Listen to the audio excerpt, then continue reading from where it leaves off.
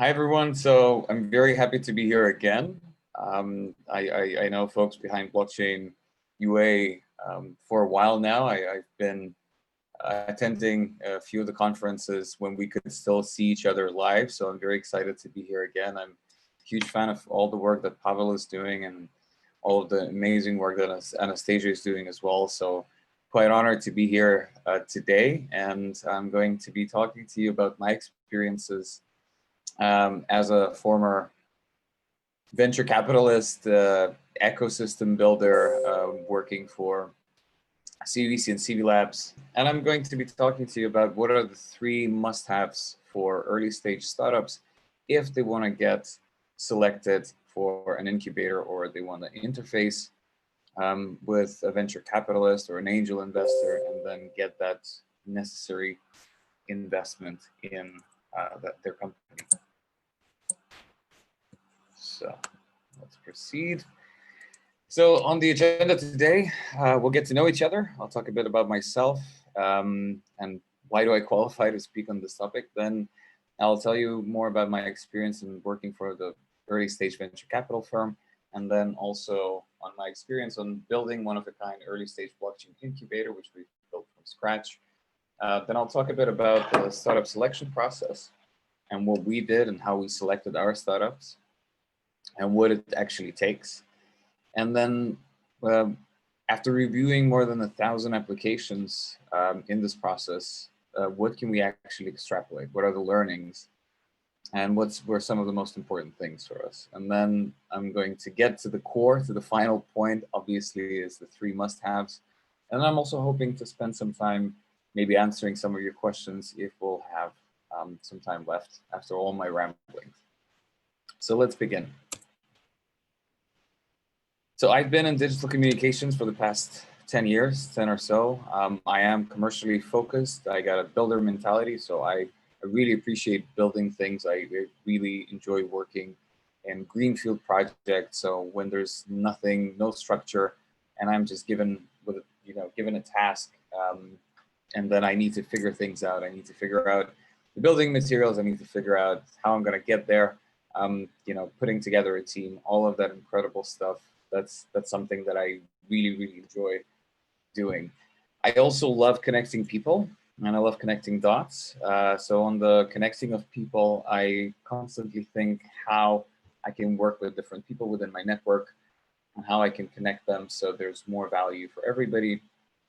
And then also dots is I consider myself to be a bit analytical. So I like to make sure that I understand as much as possible before I do something. So I connect the dots. About 2 years ago, I finished my MBA, and that entirely blew my mind. And I said, okay, I want to do something that's quite broad. And I was looking at private equity and venture capital at the time, and this is why I joined CBVC. And I worked with CBVC for the past 2 years. Out of those 2 years, the last year was managing the actual CV Labs company. So I was the managing director. And I was the key initiator of the CV Labs incubator. In fact, that was the initial mandate that I was hired for.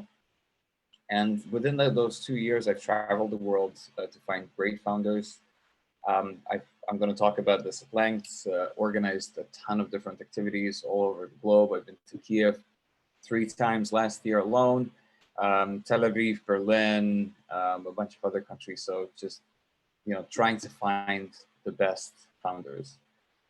And my overall mission, which I'm still on and want to continue on this mission for the rest of my life, is I really want to help founders grow as much as possible and get to their extreme potential. So whether you want to revolutionize an industry, you want to disrupt that industry, you want to make the world a better place, whatever your mission is, I want to help you. So I'd be very excited if we could stay in touch after this talk. Feel free to add me on LinkedIn. Feel free to add me on, to talk to me on Telegram. I'll leave all those details at the end of my keynote. And if you're a founder or you're thinking of becoming a founder, if you want to talk, I'm always open for a chat. So quite approachable. Whatever you guys need, just reach out to me, and I hope I can help you. All right, my time with CBVC. So CBVC stands for Crypto Valley Venture Capital. It was created in around 2018 with an idea to back early stage companies within the blockchain space. And the initial objective was to raise somewhere between 20 to 50 million to do that. And the company is still doing some of its fundraising efforts. But nonetheless, despite that, with the initial founding, with the initial capital that the company raised, it immediately started to deploy that capital and started, looking for startups immediately. And my adventure began, as I mentioned, 2 years ago, with the mandate to build a blockchain incubator from scratch. So there was nothing. We just had an idea that there should be an incubator, whether it should be 4 weeks, 6 weeks, 12 weeks, half a year, doesn't really matter. There was no specific structure in place. There was effectively what I was talking about previously, a complete entire greenfield project, right? So we got to have an incubator, go figure it out. And it felt right challenge for me at the time. It felt incredible doing this, and I'm ever grateful to founders at CBVC and also my incredible team members who I had an opportunity to work with. So in terms of the actual incubator, we also, in addition to building it out, we also focused on promotion and business development activities on behalf of the group. So CV Labs is a brand and a company that sits underneath CBVC. It's a daughter company. So all of the other activities like the CV Summit and CV Competition, which is a pitch event, all of those were done with one objective, is to fill the pipeline for CBVC, to get that good quality opportunities to meet those teams and to deploy capital. And I was head of the ecosystem and making sure that that ecosystem grows accordingly, and more people actually know about CV Labs and CBVC.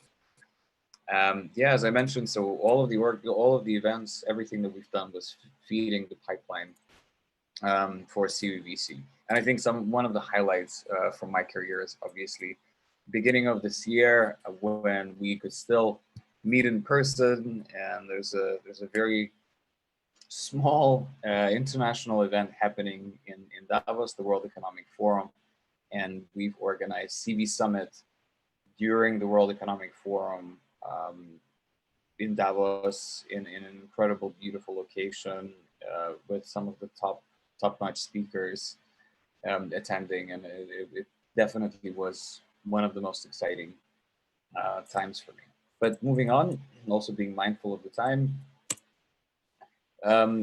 diving a bit deeper into the incubator. So we did have YCombinator as the golden standard, trying to achieve that same level of curriculum, despite the fact that there was not much information available about YCombinator. We started to look at, okay, what can we do in 8, 9, 10 to 12 weeks? And we came up with quite a structured approach, a program that focused on perfecting the pitch of startups. So this means startups should be able, at the end of the program, to pitch during an elevator pitch. So it's a 30-second to 1 minute, then have a longer pitch, 7 to 10 minutes, deep dive, and then also a much longer one, like a conversation, like a 30 minutes to an hour, making sure that once they get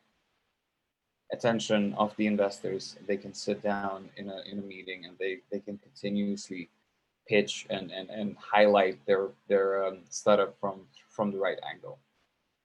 Then at the end of the program, startups should also have at least an MVP.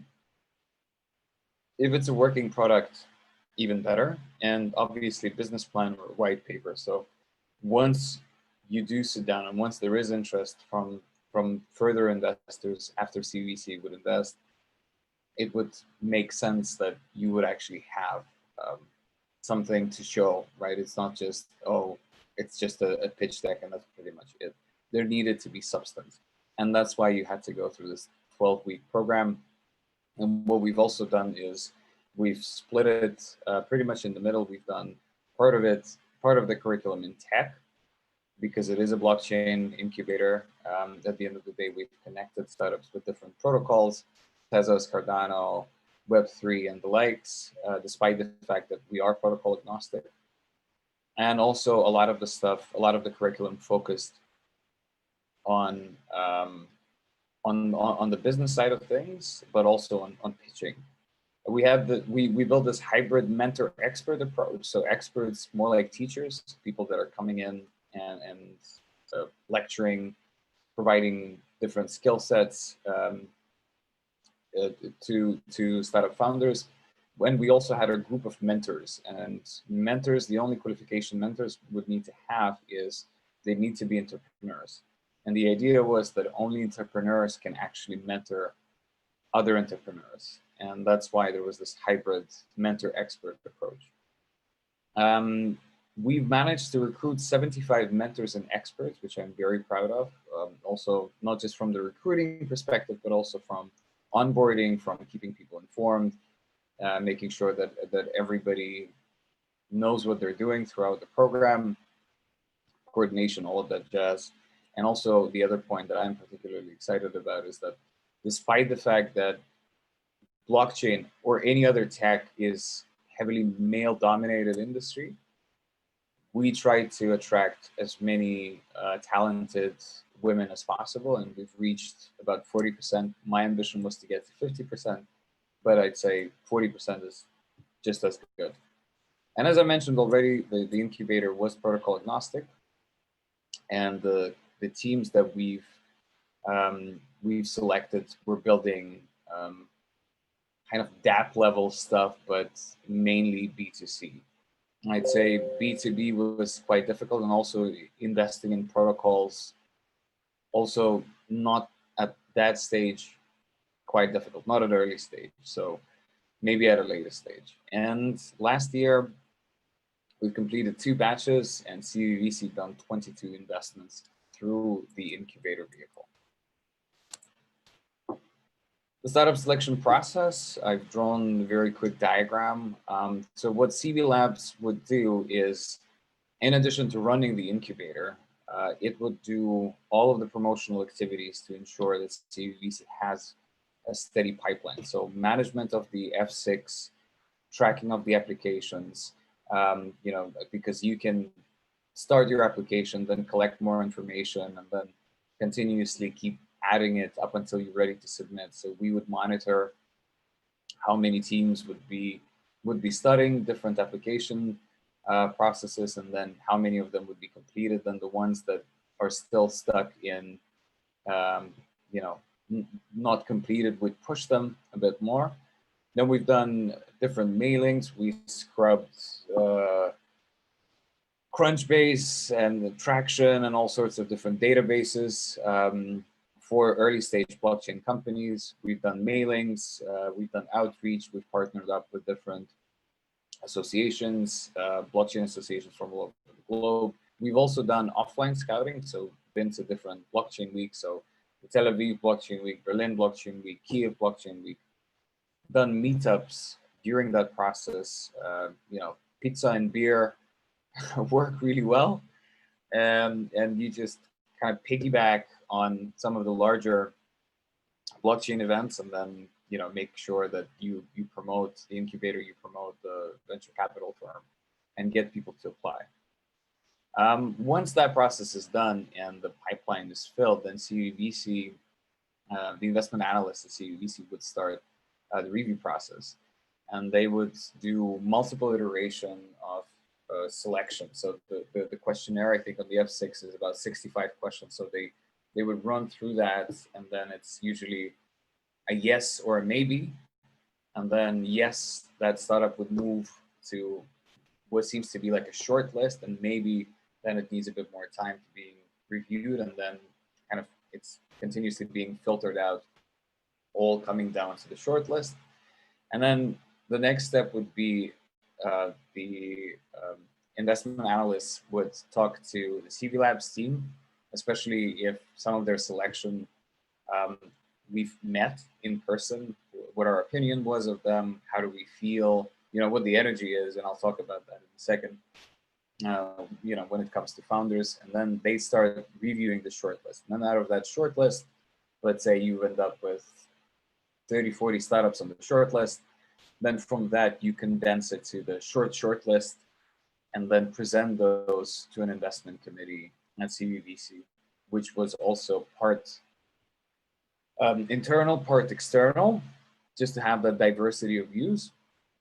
And then, you know, within that group, then the investment decisions would be made.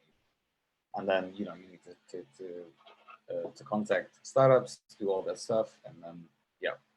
And once selected, then the startups are given back to CV Labs to actually run the batch. So what can we learn actually from, you know, going through 1,000 startup applications? So it's a crazy number. And out of that, only 1.7% made the cut. So CBVC invests, as I mentioned already, in just 22 startups out of more than 1,000 applications. What I'm particularly proud of is that my personal picks out of 22, which I pushed through and I advocated for, are 5. So I'd say a good, just shy of 25% from the overall investments made. 5 were my picks, and I'm still in touch with all of the teams, incredible founders building incredible things, and most of them are actually from Eastern Europe, and that's why I'm particularly bullish about the region. Early stage investment, that's a learning, is a people's game. So it's so difficult to establish any type of feasible growth, or it's so difficult to assign numbers that VCs, especially early stage VCs, they invest in people. And that's why you just, as a person, you need to bring your A game. The other thing is you have much more success capabilities if you actually understand the sector that you're trying to disrupt, right? If you worked in that, so if you are disrupting an educational sector, you need to come from that industry. It's possible for you to not come from that, but it's going to take you much longer, and most probably VCs are not going to be interested in investing in somebody like that. And yeah, as I mentioned already, it's very difficult to assign any meaningful numbers and projections, and that's why you need to show the potential, but effectively, you need to know what you're doing, and you need to be committed, driven. You cannot do this as a part-time thing. You need to be burning up for whatever you're building, and then that shows true commitment, true character, and that's how early stage VCs, or my experience, would invest. And finally, we're getting to the core of my presentation. So the 3 must-haves for startups. Team is everything. I'm a huge advocate of this. So make sure you know the industry you're working in disrupting, which I've already mentioned. If you are creating an entirely new industry, that's even better. I mean, everybody read the book from Peter Thiel, 0 to 1.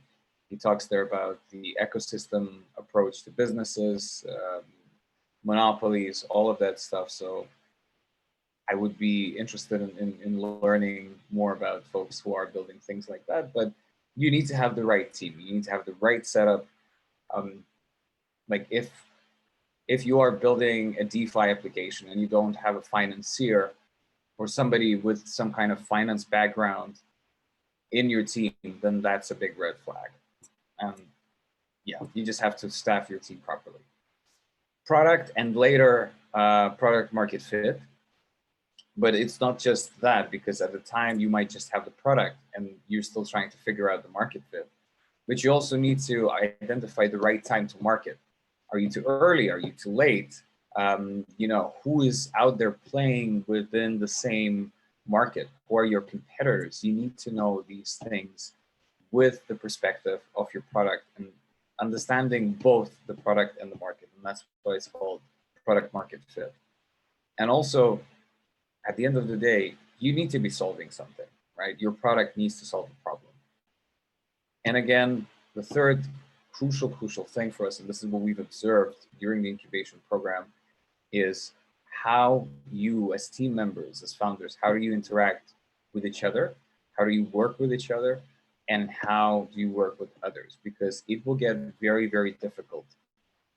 You will have pitfalls. It will get ugly at times. Every time you would be doing a round, you potentially, an investment round, you would potentially have problems with your co-founders. So that's super, super important. That's why I said it's a people's game specifically. So I'm hoping this was useful for you. As I mentioned already, I'm eager to learn if I can help you in any way. So feel free to connect with me after the fact. You can look me up on LinkedIn. You can connect with me on Telegram. I'm leaving all those handles, or you can just ping me on email. I'd be happy to talk to you.